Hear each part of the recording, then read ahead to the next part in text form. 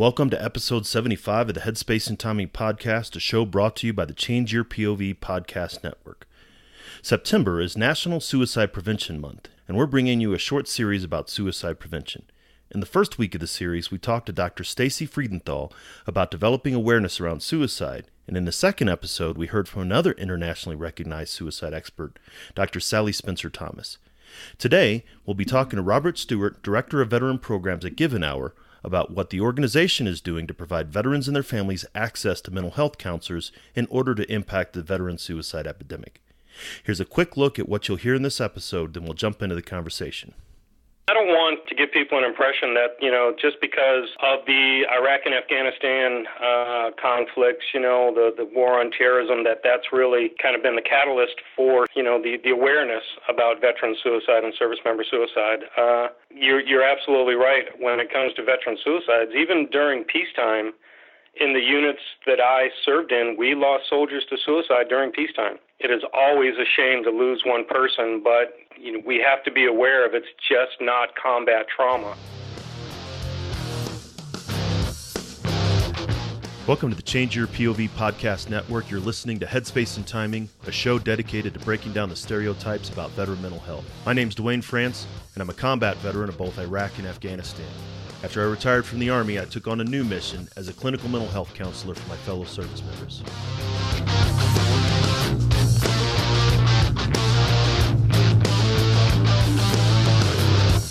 If you served in any branch of the military, you're familiar with the M2 machine gun, the 50 cal. It's one of the most effective weapons in the military's arsenal. If the weapon's headspace and timing wasn't set right, however, it was just a huge useless chunk of metal. Veterans can be rendered inoperable if their headspace and timing isn't set correctly either. That's my goal with this show, to change the way that we think and talk about veteran mental health and reduce the stigma against seeking support.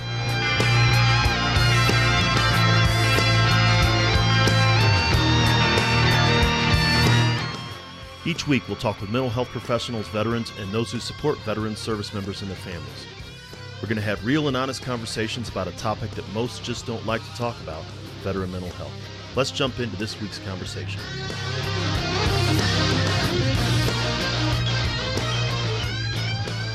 Hey everybody, welcome back to the Headspace and Timing podcast once again, and as always, we really appreciate you taking the opportunity to listen and to learn more about veteran mental health. As you know, here during the month of September, I'm doing a short series on suicide prevention, talking about awareness in our first episode, talking about raising awareness and becoming more aware about suicide in general. Then we heard about taking action, moving beyond just awareness and into action. And today I really wanted to talk about an organization that's making a current impact on veteran suicide specifically. And that's the program's Give an Hour. Now, I've been trying to get someone from Give an Hour on the program for a while, and it shows you how busy they are, which is both good and bad, that it's taken this long to get them on the podcast. But in order to really kind of get into it, I want to introduce Robert Stewart, who is the Director of Veteran Programs at Give an Hour, and we'll sort of talk about what Give an Hour is and how they're trying to impact the veteran suicide epidemic. So, Robert, welcome to the show. Thank you. Thank you for having us. Yeah, absolutely. I really appreciate you taking the time, and just as we briefly touched on, and I am a huge fan of Give an Hour. I think Give an Hour is a great organization. Personally, and others have heard me on the podcast, they've been listening for a while. I don't feel as though a veteran should have to pay for their own mental health treatment. There are enough providers out there who have the cultural competence to be able to provide mental health counseling, and Give an Hour is really doing that and has been doing that for a while. So before we get into Give an Hour, I'd like to maybe hear a little bit about your background from the military and how you got into Give an Hour. Well, certainly. Again, thank you for inviting Give an Hour and specifically reaching out to me. I really appreciate this opportunity. Myself, I am a U.S. Army retiree. I spent 21 years in the military, retiring as a master sergeant back in 2009. So I spent a little time as an infantry mortarman, indirect-fire guy with the 82nd 3rd Armored Division. A lot of time with the 25th Infantry out in Hawaii as well as Fort Lewis. But then my last 8 years, because of a death in the family back here in Michigan, I left active duty, and I was active duty with the Michigan Army National Guard. So my last 8 years, I got to enjoy the recruiting arena, and for an infantry guy, I finished my career as a field artillery senior sergeant, so that was always fun. And then, of course, with all of that combat arms experience, I go to Iraq for a year, and I'm an MP. So imagine that. But after I retired, I spent 3.5 years at the Detroit VA Medical Center, utilizing the degree that I got before I got out in HR. And then we're talking about suicide, and unfortunately, losing one of my soldiers to suicide brought me to Givenhour. We had served together in Iraq, and when he took his own life, I just had this calling to do more. I could have stayed at the VA. I could have retired as a civil servant, training VA employees on HR topics, but I felt, especially as a senior NCO, that I had to do more for soldiers and their families. So a job opportunity came along with Givenhour about 4.5 years ago through a grant with my favorite pitcher, Justin Verlander. He was starting an initiative here in Detroit. So I worked on some community collaborative efforts in the veteran space for about 2 years, and then fortunately had the opportunity to work on a grant that really had me working closely with Team Rubicon, Team Red, White, and Blue, and the mission continues. And then that grant opportunity led to where I'm currently at as the director of all of our veteran programs here at Givenhour. See, and it's always interesting when we sum up a quarter century of experience in about 5 minutes, but especially that when you lost a soldier and that brought you into Givenhour. I often say that many of us who have served have lost more of our fellow service members and our soldiers to suicide than we even lost in combat. And it has become a significant epidemic, and Givenhour, for, as I said, a very long time, has been trying to do what it could to really address that. Yeah, absolutely. And I don't want to give people an impression that, just because of the Iraq and Afghanistan conflicts, the war on terrorism, that's really, kind of been the catalyst for such, the awareness about veteran suicide and service member suicide. You're absolutely right when it comes to veteran suicides. Even during peacetime, in the units that I served in, we lost soldiers to suicide during peacetime. So it is always a shame to lose one person, but we have to be aware of it's just not combat trauma. Take a look at the VA studies that have been out. The majority of veteran suicides are older veterans, veterans that are over the age of 50. So I think that's part of us as veterans, and as well as being in the mental health arena, to educate people that we don't want to stereotype veterans and veteran suicides to say, hey, it's all combat related. It's really, it could be any reason, any age, any era, and it's always heartbreaking no matter what. No, that is absolutely correct. From a clinical mental health provider standpoint, I have seen more veterans. It's not the combat that leads them to having these crises, but it's usually much more a combination of things. It's not just combat, it's not just PTSD, it's not just TBI, but it really is a much deeper concoction of all of these different things. And when we talk about veteran mental health, we need to make sure that the providers who are working with veterans understand that complexity. And I think that's something that Givenhour has done very well, is any of the providers that work with Givenhour, you ensure that they actually do understand that military culture and develop competency before they even start to work with veterans.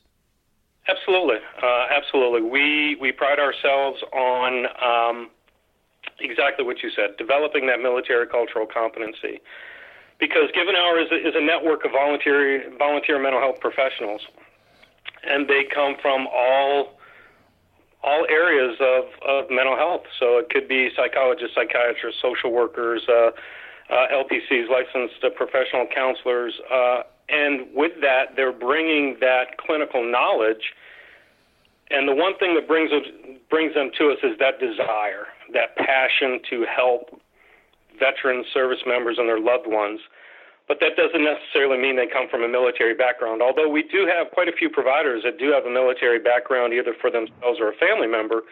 But we want to make sure that they understand the culture, the language. I'm an Army guy. Army guys don't talk like Marine guys or Navy guys or Air Force guys. We all have our own logo and acronyms and our own experiences. So we try to educate our providers on that, as well as the unique challenges of being a military member or a military family member. So we're fortunate that we partner with a lot of great organizations like STAR Mental Health Behavior. They provide their tier training on military cultural competencies and the unique challenges of serving the military, as well as the VA through the VA Mental Health Summits. So we always provide those opportunities for our providers to go through that training or attend those summits in their areas. And so, and if you can give us sort of a brief overview of Given Hour. It's been around since 2011, as far as I understand, or a little bit before that, and how Given Hour is trying to address the lack of services for military and veteran families. Right. We've been around a little bit longer than that. 2005 it was founded, but it wasn't around the time frame 2011 or so is when we really expanded, because it started as a very small nonprofit by Dr. Barbara Van Dalen in the D.C. area, who saw a need to treat veterans that were falling through the cracks. The VA. Fantastic. It's one of our great partners, but not every veteran can be seen at the VA based on their discharge status. And not every veteran wants to be seen at the VA, or not every veteran has a VA that's close to them, that's within reasonable, commuting. So she identified that, and she just reached out to that community, because she was a clinical psychologist in the D.C. area, to say, hey, why can't we as a profession give of our time, pro bono work? So that small idea grew and grew and grew. So now we are a very small staff. We only have, I think we're up to 23 staff members, but those 23 staff members have a large footprint, because as a national nonprofit, we have nearly 7,000 volunteer mental health professionals. And we are seeing people in every single state.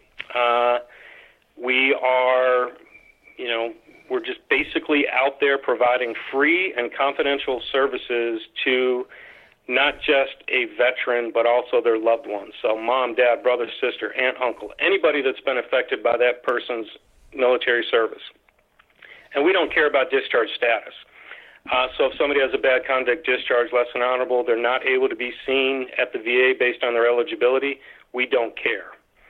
And we also don't care what service, what era of service that they served in. So we've linked World War II veterans, Korean veterans, Vietnam veterans, peacetime veterans, as well as the Iraq-Afghanistan veterans, to our providers. So that's the beauty of what we can do to fill in those gaps with the VA and the DoD. So everything is free and everything is confidential. So us as an organization, we don't have the names of the people being seen by our providers, because we facilitate that client-clinician relationship. So we are not made aware of treatment plans, individuals' names, any kind of personal identifiable information at all. We maintain full HIPAA compliance. And the only thing that our providers do for us is once a quarter, they just let us know how many hours have you donated, because, again, it's all free, how many hours have you donated to see a client on behalf of Given Hour. See, and that's very critical, and even what you were talking about as far as reducing all of the barriers, and this is something that I know one of your employees, Katie Civiletto, who's here in Colorado, amazing we need to harness her energy because she is absolutely great. But talking about, the family member is in whatever way the veteran defines family member. It could be a long-term emotional relationship, a boyfriend, girlfriend, what have you. But there's literally any way that the veteran defines family. That's the way that that gives them an access to give an hour. And also the era of service this is one thing that I've seen and discussed on past episodes of the podcast, is that the fragmentation of sort of this demarcation line pre 9/11, post 9/11.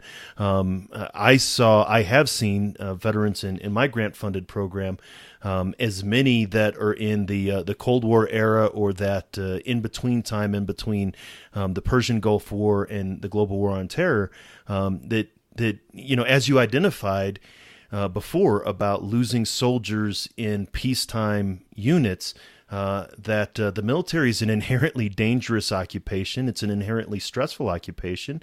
And so the mental health needs of veterans aren't just limited to post 9/11 or combat veterans. And so I've always appreciated how Give an Hour really focuses on making it widespread, making those opportunities widespread.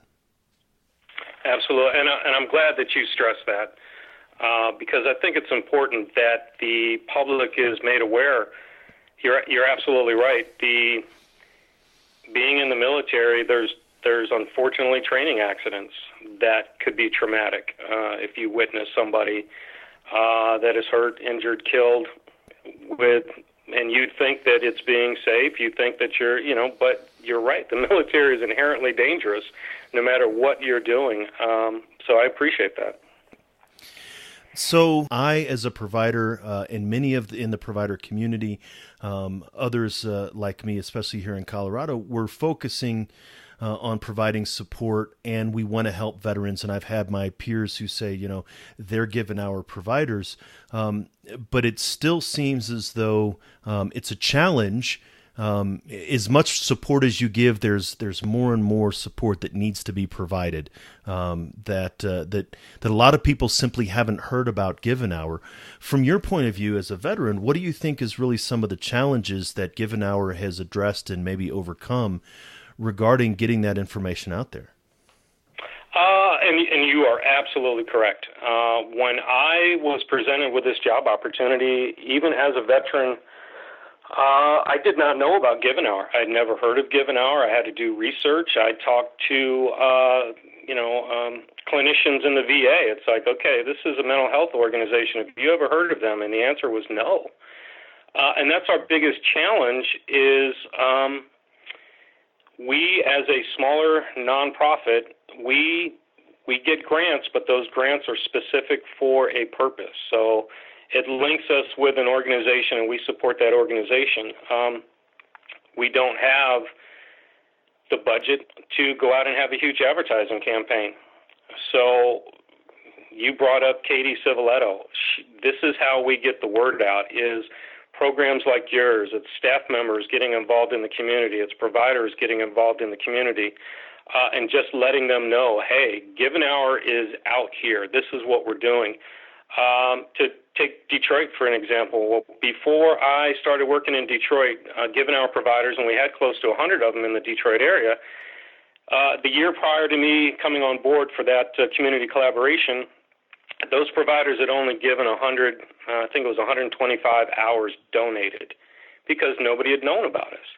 But me and the community and letting people know about Give an Hour and our other communities that we've gotten staff members involved in, such as Tacoma, Washington, Houston, Texas, Fayetteville, North Carolina, Richmond, Virginia, Norfolk, Virginia. We've had grants that allowed us to work in those communities, and every one of those communities, the donated hours went up, because when people get to know about us, it's like their eyes are opened and they have this aha moment. It's like, yes. Okay, I've got a veteran that's not eligible to go to the VA, but I know he needs help. Now I've got another option. Or I've got a service member in the 82nd down in Fayetteville that's a little reluctant to go through the DOD because, unfortunately, there's still a stigma about their military career. Okay, great. Now I've got a confidential mental health service that he can use and get the help that he needs. I wish more people knew about us. We're certainly working on it, and fortunately, we've got partners like you that are spreading the word on us. The other is provider recruitment. Not just advertising our services to the veterans and their loved ones, but also we're trying to spread awareness amongst the mental health community to say, hey, we would love you to join our network. If you look at large urban areas such as Detroit, New York City, Chicago, LA, we have hundreds of providers, but you get out to Fargo, North Dakota, if you get up to Anchorage, Alaska, even Colorado Springs, where you're at, we would always appreciate, we always need more providers coming to our network just to give more options to the service member as well, to the veteran, because as you know, the client-clinician relationship has to be built on trust and rapport, and we don't want to limit somebody to say this is the only provider that you can go to a given hour because it's the only one in your area. We want to make sure that the people that we care for, the veterans and their loved ones, we're just giving them the most opportunity, the most number of options that they can utilize to get those mental health services that they might need. So, and again, there's that breaking down the barriers and talking about suicide and veteran suicide specifically, is those barriers are usually the things that get in the way of a veteran reaching out for help, right? This is the things that will keep someone. You mentioned the bad paper, and it's usually those veterans with the least access to resources have the greatest need, because for whatever reason, they left the military on a certain a situation. Some of them entirely justified, of course, some of them not. But there's something there that they could use support with, and they don't have those resources. And so I really like the idea of reducing as many barriers as possible, so that really the only barrier that's still left is just getting the word out and changing the way that veterans are talking about it. I will absolutely concur with that idea of more services needed in a wider range. I actually had one of my former soldiers, a soldier I served with in my 15-month tour to Iraq, down in Arizona, and the town is so small that I can't even think about it, right? But he's in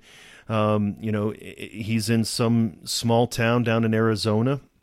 And he said, hey, I've been looking at your stuff and reading your blogs and listening, and I think I want to reach out and talk to somebody. And yes, I reached out to Give an Hour, and there were no Give an Hour providers around his area. One thing that Give an Hour has done, though, is implemented a telemental health platform, so that I think I was able to reach out to somebody there regionally and get him connected to somebody to do some telehealth stuff. So that's another way that Give an Hour is trying to break down those barriers. Absolutely. We have actually, obviously the traditional, come into the office. We also have telephone counseling. Quite a few of our providers are doing telephone counseling. And then very similar to Skype, where we have that telemental health platform that's HIPAA compliant. So yes, you're absolutely right. We try to break down.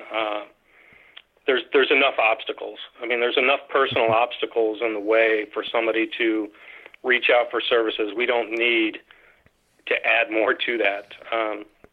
I told all my soldiers that you're going to be the last one to realize that you need help, because over the past 12, 15 months, you've changed slowly.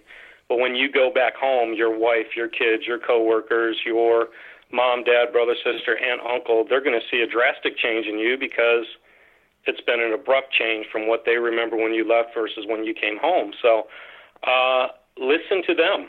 When they say, hey, I'm concerned about you, be honest with yourself and take away those personal obstacles as well, and we're going to try to take away all the other physical obstacles. Yeah, no, I absolutely agree. I often say that a veteran doesn't need a lot of reasons to avoid mental health, and And that is that lack of personal awareness and that stigma, and that even that isolation as the veteran or as a service member. And I really like, and I don't want to speed past this, is you identified that it's not just for veterans either. It's for also active duty service members. Anyone Absolutely. who is serving, has served, active, Guard, Reserve, and anyone in their family can access these services.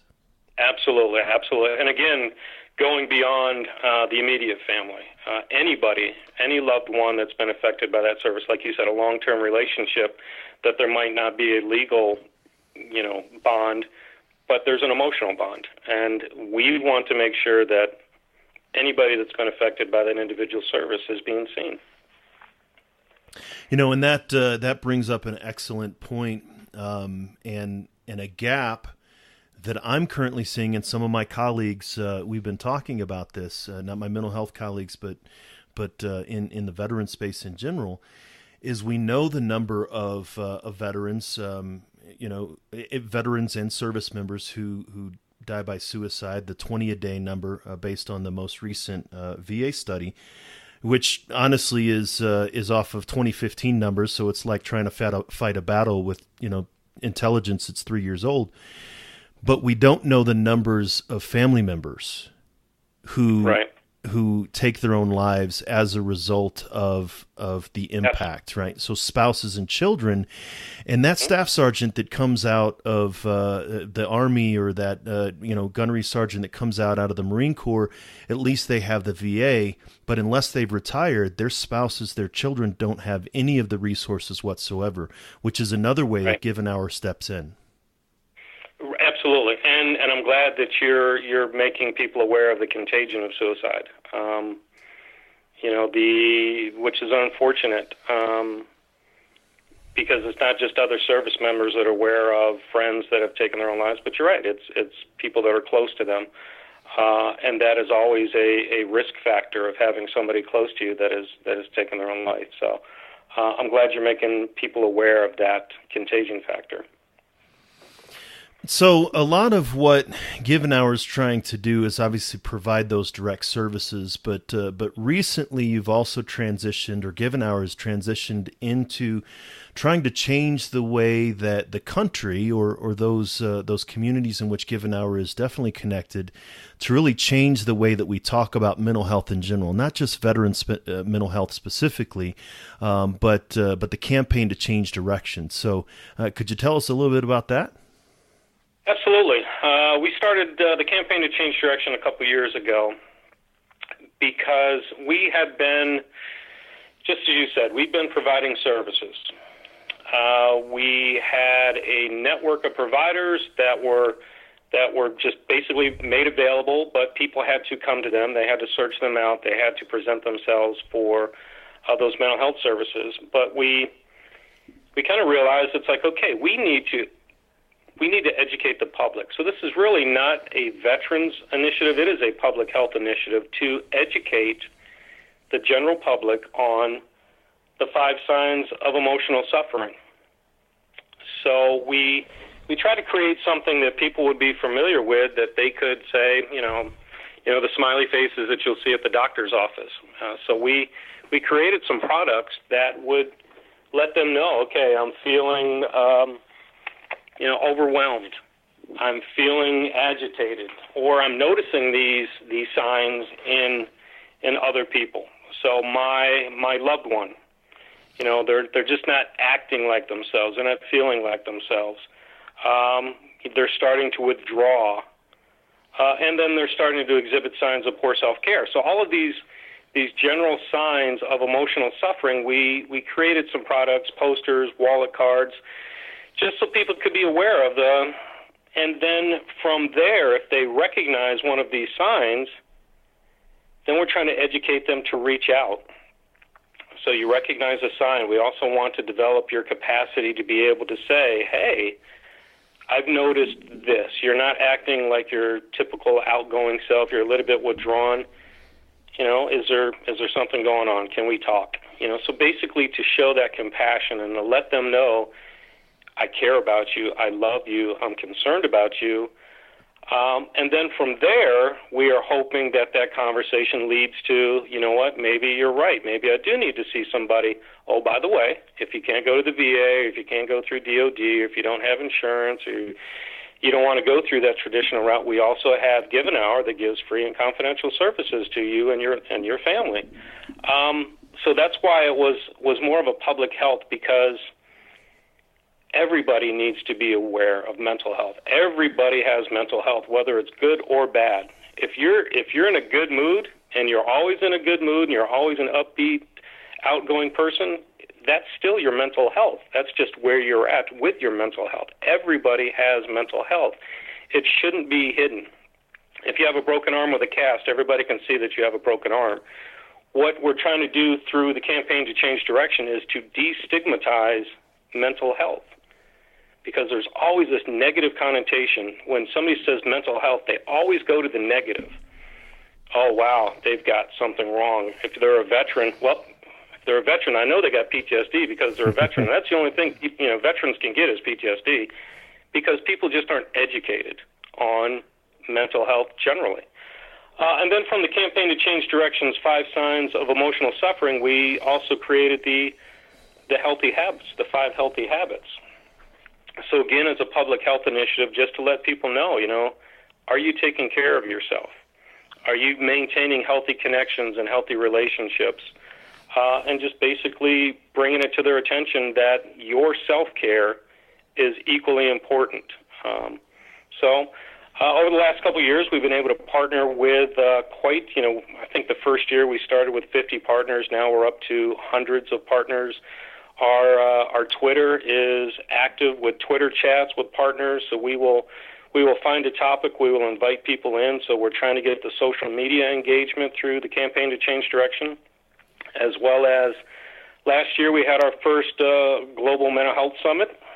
It was out in L.A. This October we will be in London for our second Global Summit on Mental Health, and we are partnering with the UK Ministry of Defence. Mm-hmm. And Prince Harry, a veteran himself, is a huge advocate for mental health in the UK Ministry of Defense and their armed forces. So look for more information on that coming October. Yeah, see, and I think that's critical, and you brought up a couple of really great points. First, when you talk about mental health, there's this, vampire with the crucifix kind of reaction. This is why I really, right. My blog and website is veteranmentalhealth.com, and people have said, oh, you need to change it. You need to change it to something else. But we tried that in the Army. I know specifically, right? We changed it from mental health to behavioral health. It still meant the same thing. From behavioral health to combat stress, it still meant the same thing. It meant, so it's a rose by any other name. We just need to stop messing around with words and call a rose and say, okay, so it's mental health. You can be, at some point you can be more well, sometimes you can be less well, but it doesn't in any way mean that you're crazy. So I really like how you identified that with the that everybody has mental health, just like we all have physical health. It's just sometimes it's very good and sometimes it's not so good. Exactly. So I've been out of the military now for 10 years. My physical health isn't nearly as good what it used to be when I was 21 years old doing, 300 on the PT test, but, I still got physical health. And the mental health aspect, we're just trying to let people know.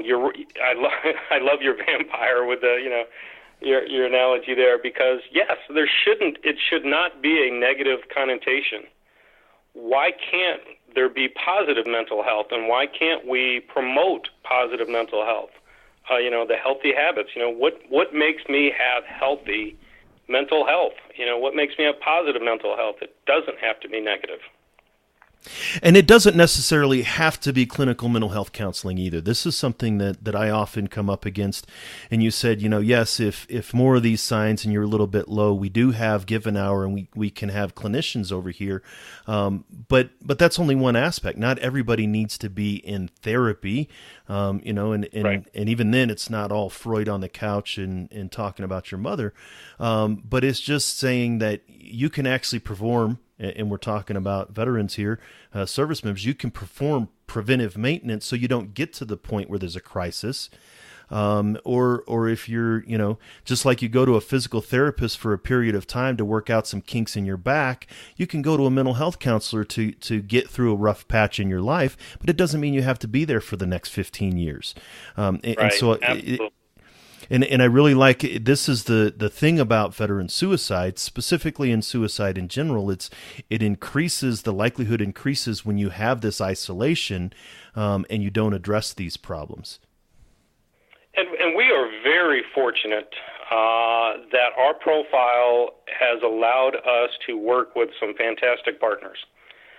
And like you said, we try to, especially as a veteran, we never like being told. We never, hey, you need to.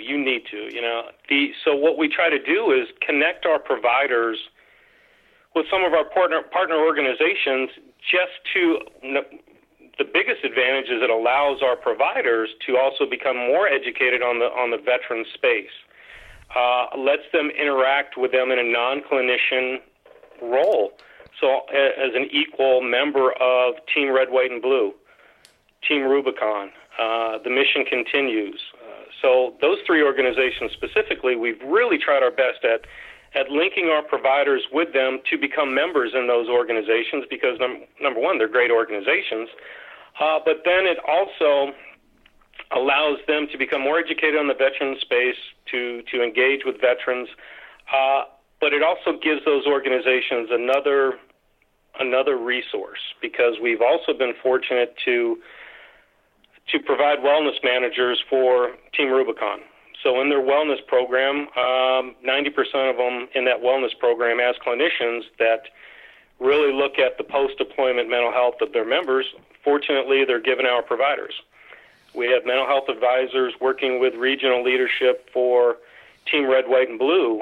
We've created crisis intervention protocols for these organizations, which I know have saved lives. Based on the feedback from these organizations, I know that it has saved the lives of their members because that leader will say, hey, I had an incident. I went to this crisis intervention guide, and I knew what to do to get that person the help they needed. And the feedback now is we saved their life. We brought them back from a crisis, and now they're safe and healthy. So that's what we're trying to do is we don't just want to be sitting in an office waiting for people to come see us, see our providers. We want to have this great relationship with like organizations and organizations that we can benefit from and they can benefit from us, that it's not just client, clinician, cut and dry. We want to make it an organic relationship that we can really meet their needs on their terms, because all of these organizations have a different organizational culture, and that we've been able to kind of adapt ourselves to really work well with them. See, and I think that's critical, and that's actually the gong that I've been banging for quite a while, is that mental health professionals, clinicians specifically, need to get out of the office and be able to communicate directly to where the veteran is. So if the veteran's not going to come in and talk to us, then we're going to go out and talk to the veteran. The military did it very specifically, as I know. The Army did it when they started embedding mental health professionals directly into the units and serving the veteran in helping the veteran's needs as far forward as possible. But we go to where the veteran is at rather than trying to get the veteran to come in to see us. We have had such great success. Providers doing storytelling workshops, yoga workshops. We had providers that went down to the Houston area in response to Hurricane Harvey, and now one of our superstar providers is also a mental health professional, but he's also a combat veteran from the 82nd. So I love this guy. He went down there and cut down trees. When he wasn't, acting in the role of a wellness manager, he was cutting down trees, in one of the neighborhoods in the Houston area. So that's we want to give them more opportunities. We want to give our providers a reason, other than, hey, I'm giving back to the military and veteran community. We want to make it exciting for them. We want to give them more opportunities. We want to create opportunities that they wouldn't normally have, which just makes their life more interesting as well.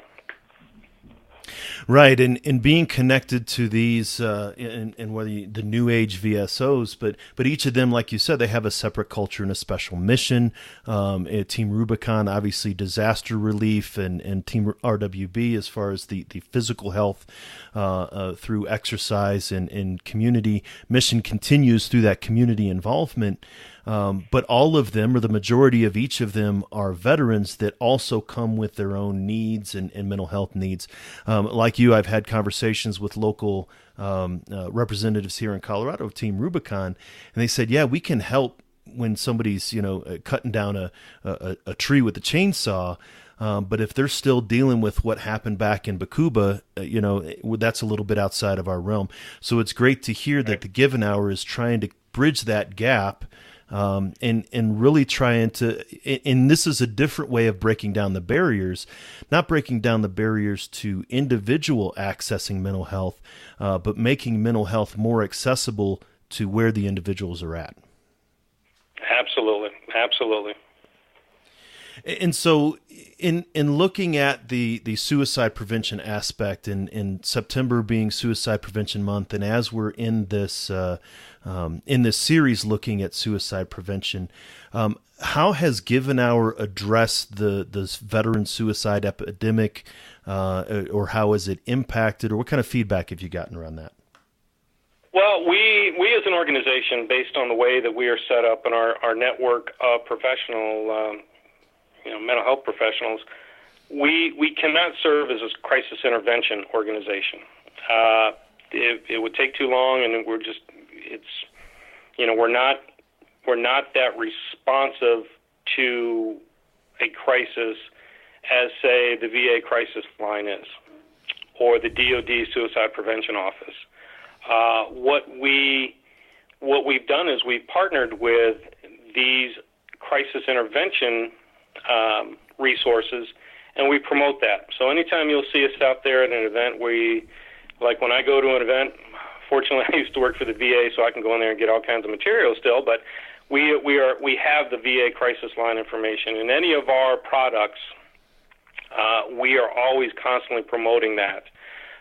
Same thing with our crisis intervention products that we give organizations. We stress that there are better people to intervene in a crisis. So we have the VA, we encourage them to find out who their local, their community, their city, their state crisis intervention lines are, because that's who can react the fastest.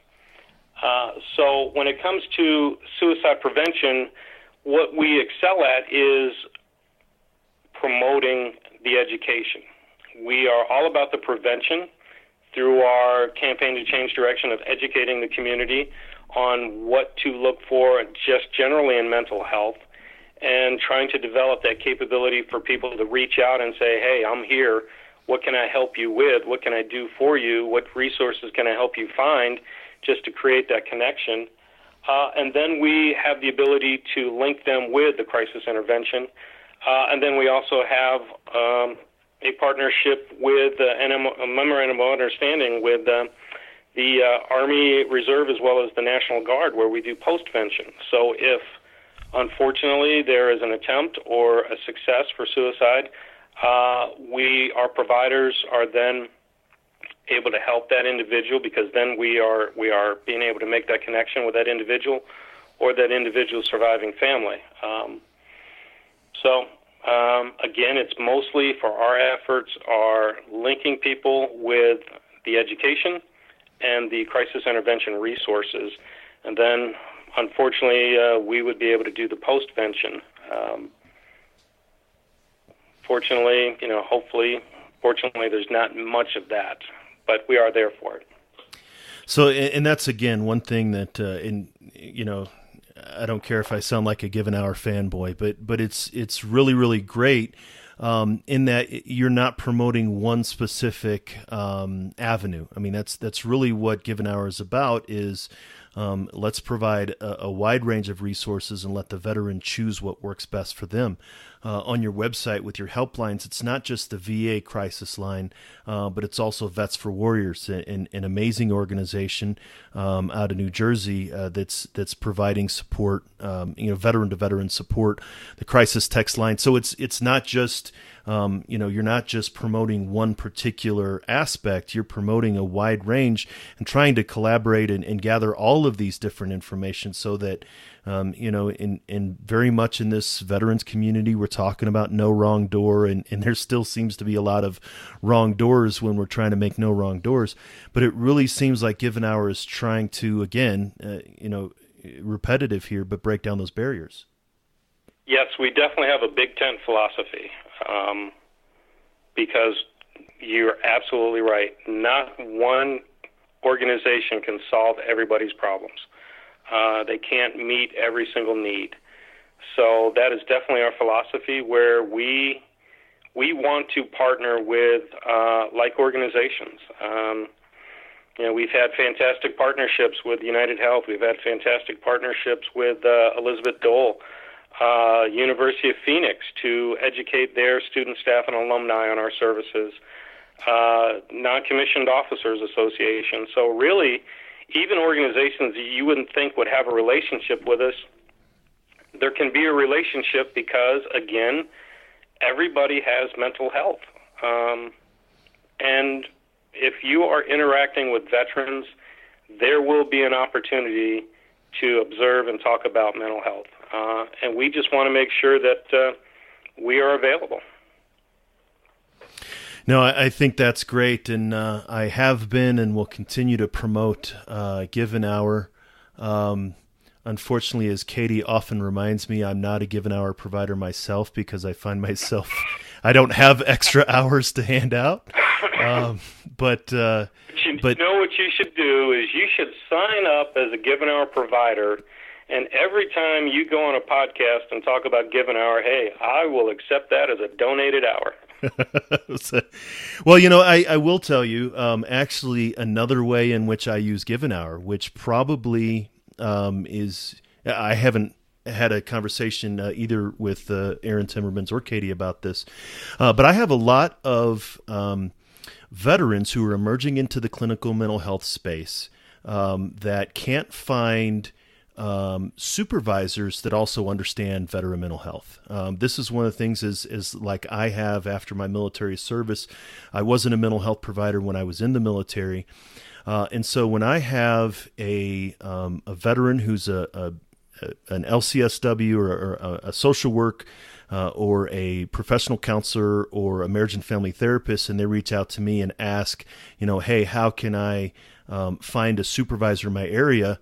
I go to Givenhour because I know that if that individual is signed up for Givenhour, they're at least culturally competent, and I will connect that clinician, or I'll at least make an introduction to from the student to the clinician. So I actually use it as a way to help the next generation of mental health professionals. Okay, I'm definitely going to follow up with you to have you sign up as a Givenhour provider, because you are giving us all kinds of donations in kind that we would certainly love to capture all of the great work that you're doing on our behalf. But I think that that's a reflection of the work that has gone in and the dedication that Givenhour has provided for the mental health community, and it's really trying to bridge that gap. And just like everything else, trying to get that word out is challenging, and I'm glad to have been able to have you on the show to be able to talk about that. Well, it is absolutely my pleasure. What you are doing, I just can't speak highly enough. Not just what you're doing for us with Givenhour, promoting our services, but to come out of the service, go into the mental health field, and still have that desire to give back to the veterans and their families and the service members. And I'll be honest with you, I'm an old school analog soldier. So for you to tap into the digital, the social media and the podcast, and I am very confident of the younger generation of soldiers and how My philosophy is veterans take care of veterans, and I am so happy that you have found a new way to take care of veterans in a way that younger veterans are receptive to, because we have to change. We have to change the way that we reach younger veterans, because the old school VFW, American Legion, come to the post, hang out, doesn't work anymore, and what you've tapped into is just amazing and wonderful. So as a veteran, I thank you as well. Well, I appreciate that, and I am not quite as new school. I know how to run a TA-312 and dig a foxhole and do all those kind of things. This, just like Given Hour, the need to be able to adapt and the need to be able to figure out new ways to spread the old messages. I'm right there with it, and I really appreciate you coming on. So if somebody wanted to reach out to maybe you specifically or Given Hour in general, so what would be the best way for someone to reach out to Given Hour? Maybe if they're a clinician, we have a lot of clinicians listen to the show, they want to sign up, or a veteran that's been listening to the show for a while wants to reach out. What was the best way to do that? Well, they can always visit our website, www.givenhour, GIVEANHOUR.org. On that webpage, you'll be able to find our services. If you are a veteran or a loved one looking for services, you can connect with our provider database that way. If you're a provider, we have a provider page that will give you some great information on what your requirements are to become a provider, as well as the registration link for that. And then if you get to the website and you run into an obstacle, you don't see the information that you're looking for specifically, please shoot us an email at info@givenhour.org. It's monitored daily, and our staff member will be able to forward that email to the proper staff member that will be able to answer any of your questions. So again, that's info@givenhour.org. And I will definitely make sure that all of those links are in the show notes, as well as to the campaign to change direction, and to all of your partner pages and stuff too. So, Robert, I really appreciate you taking the time to come on the show. I truly appreciate it. Thank you. You're listening to Headspace and Timing on the Change Your POV Podcast Network.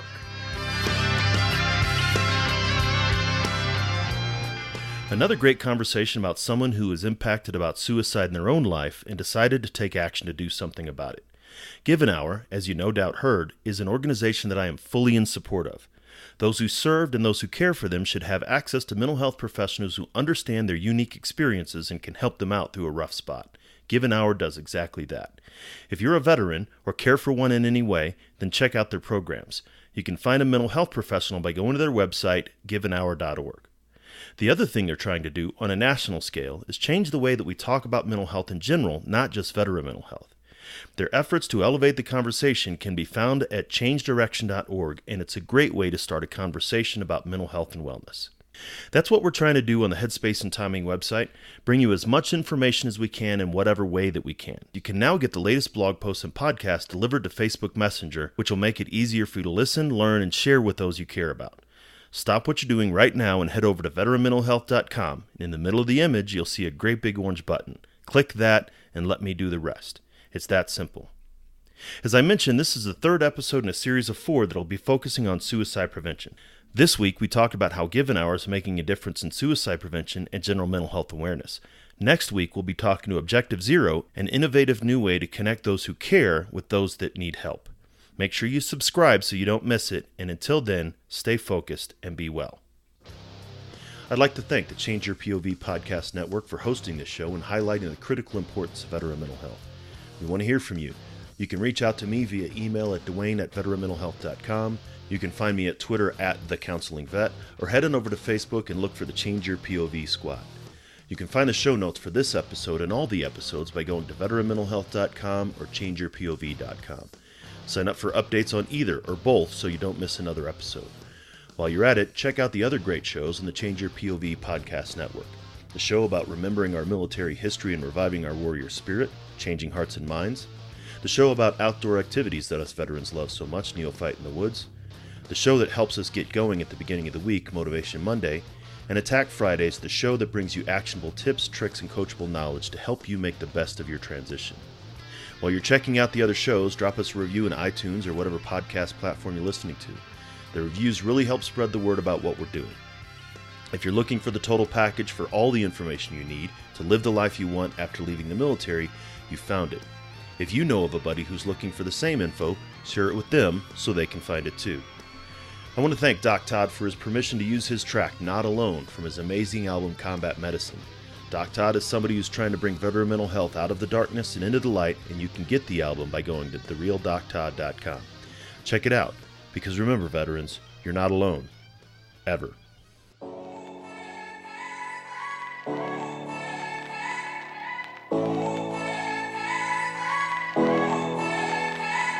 The struggle is real, found a feast and lost a soul. Eventually my drinking, it got out of control. There in darkness I roam, struggling to find home. See, suddenly death didn't feel so alone. 22 a day, destination unknown. It could have been avoided if you picked up the phone, but now you're gone, so I guess all we get is the tone. Nothing but bone weeds, overgrown, pushing up stones. I've triumphed over enemies, co-creating enemies. Broke out facilities that tried to put an end to me. R.I.P. I'd rather grind in tranquility. Authentic tendency, embrace my ability. I try so hard to have faith. I bow my head and I pray. Lord, please lend me the strength to carry on and keep staying. How this life's so demanding, so much pain on this planet. I hurt each time my way, but with you I'm not alone. Not alone. You're not alone. Ah, yeah. And every time that I fall, I'ma call on you, get myself back up again. Without my Georgia girls, yeah, I'd probably be dead. Cause I'd be taking every med that the VA said. Gave every shred, every last thread of my identity. Conquer my fragility, eliminate the enemy. Deliver me, God, from temptation. Tell me that this life is just a matrix. Need a facelift, back to basics. Vision LASIX, I only feel alive when I hear the bass kick. I try so hard to have faith. I bow my head and I pray. Lord, please lend me the strength to carry on and keep staying. Stand up. How this life's so demanding, so much pain on this planet. I hurt each time my way, but with you I'm not alone. Not alone. Yeah. You're not alone. Ah, yeah. And every time that I fall, I'ma call on you, pick myself back up again. Yeah, just pick up the phone, you're not alone. Just pick up the phone, you're not alone, man. Just pick up the phone, you're not alone. Yeah, pick up the phone, I'm right here. And I love you guys. Take those bottles out, dog, and pour them in the sink. Take the needles out your arm and the gun away from your forehead. It's time, man, you've been through enough pain, stand up. It's time to stand back up. All my veterans, man, Army, Marine Corps, Navy, Air Force, Coast Guard. Get up, you know.